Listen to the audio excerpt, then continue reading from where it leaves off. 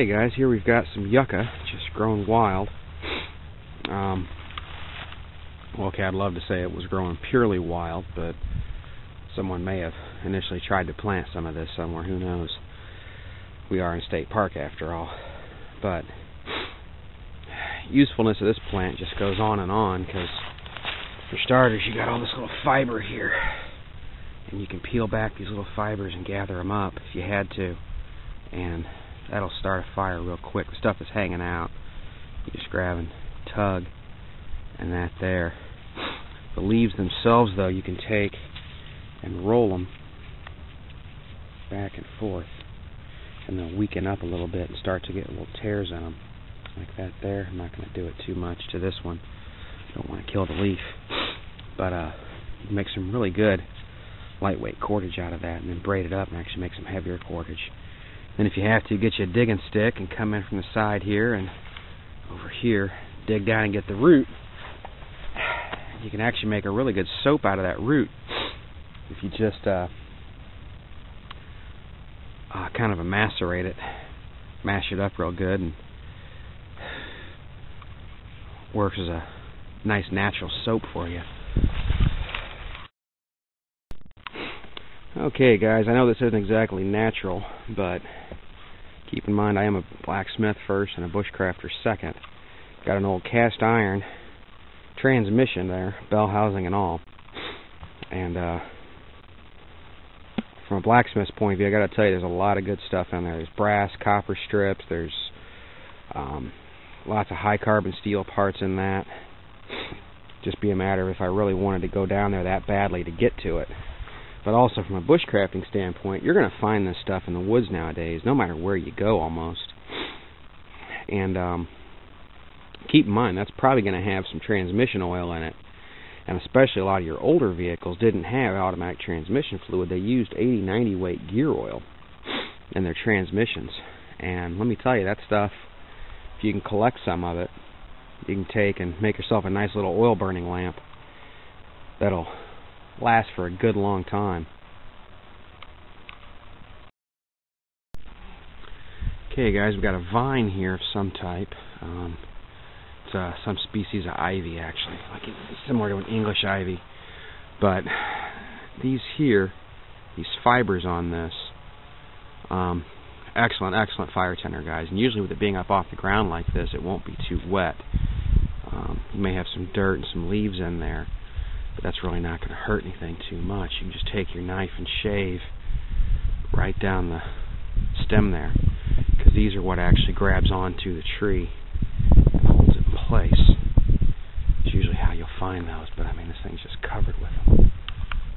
So there's another great little fire starter. Okay guys, here we have a fungus just growing on a piece of driftwood there. Zoom in for you. While it's not edible in any way, shape, or form, that stuff is a pretty decent coal extender. And it's a type of bracket fungus, so it's hard enough that you could actually use it like a leather strop to help kind of razor hone your knife up a little bit if you had to. Didn't have a stone with you. That could actually help get you started. Here we go, guys. This is the find as far as blacksmiths are concerned. If you're looking for an anvil, right there, boys. It's an old section of railroad track, half buried. It's been cut off. That'll work for an anvil. You can even hear that ring, the ringing, just off of my ring tapping it. It's a titanium ring. This is off the railroad's property, because the tracks are just up there at top of that berm.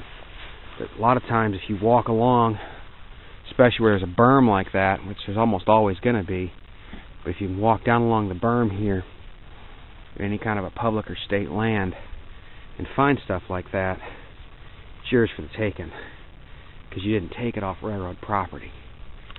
I'd still be kind of careful about doing it, but right there, that's one that I wouldn't, piece of track I wouldn't be ashamed at all to own, to make a nice little travel anvil out of.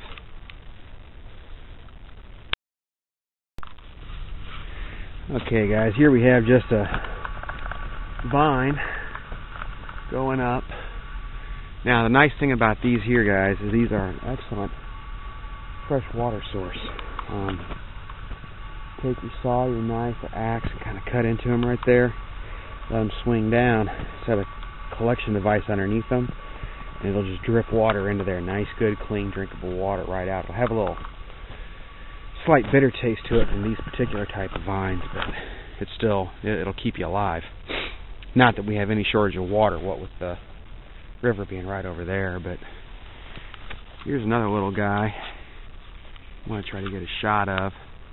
Don't see these real often around here anymore.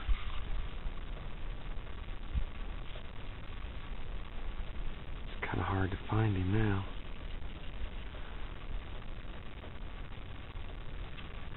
There he is. You can just barely see him. Get a little closer. He'll probably let me get right up on him. You can see that little head bobbing there. It's a woodpecker. Red-headed woodpecker.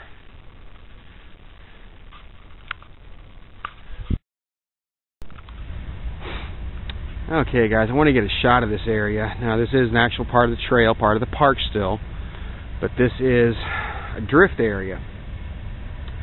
You can tell because there's all kinds of piles of debris that are just stacked up. And also, if you look, almost all the trees, especially the smaller ones, are leaning away from the river, which is right there. Now, two things about these areas. Number one, if you go digging around a little bit, and if you find yourself in a bad enough spot, and you find yourself in one of these areas, and it doesn't have to be Missouri, it could be anywhere, you will find all kinds of stuff out here. All kinds of stuff that's washed up, debris. Right there hanging looks like some old burlap or something, who knows, that'd be a good piece of fire start material. There's an old landscape timber. There's a piece of chipboard. That chipboard could be thrown over a log or something to make you a quick impromptu waterproof shelter. You know, I mean, there's just all kinds of possibilities out here. You're going to find scrap metal, old tires, all kinds of stuff.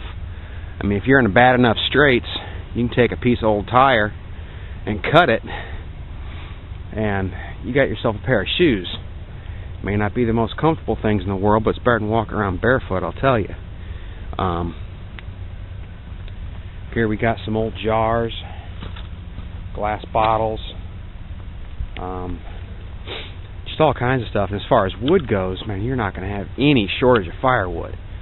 Now, the big downside is, since all this stuff is drift, this is a floodplain. So in times of high water, you don't want to be down here. Especially when it's just coming up on high water season, which here in Missouri is mostly in the springtime. So, kind of a double-edged sword these areas are. Anytime when the water's low, they're great, because you can come in here and just, I mean, who knows what all you'll find if you go rooting around back in here. And I mean, if you're in a dire enough situation, you'd be amazed at what you can find to be put to good use that you would have otherwise just walked right past thinking it was trash.